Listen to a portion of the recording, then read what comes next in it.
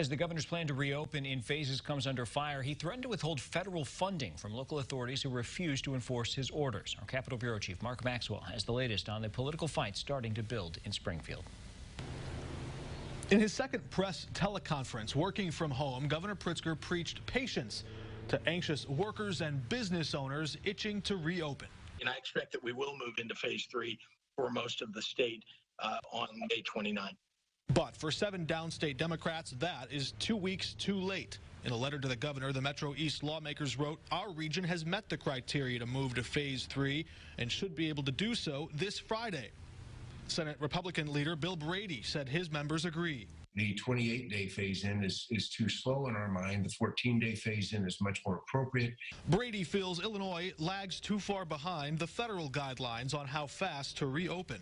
Under the Fauci plan, there's guidance on the metrics that should allow you to move into the next phase. And I think that if we can prove that any area is deserving of moving into the next phase, we should accelerate their ability to do so. In teleconference testimony before the U.S. Senate, Dr. Anthony Fauci cautioned senators against the rush to reopen too quickly, warning it could lead to unnecessary preventable death.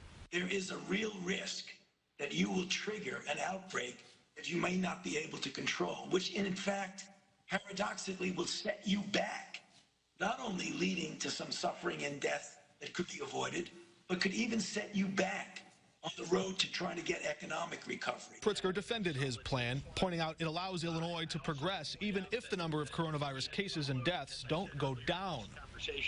If we had followed the guidelines that were set in the White House plan and that have been adopted in some other states and required a downward movement of all those numbers, we might not be reopening some parts of the state, any parts of the state really, until perhaps the middle of June or later.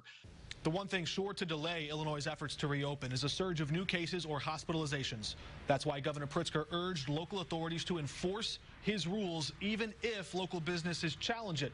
And if they don't, the governor threatened those local cities or counties may risk losing federal funding. Reporting in Springfield, Mark Maxwell.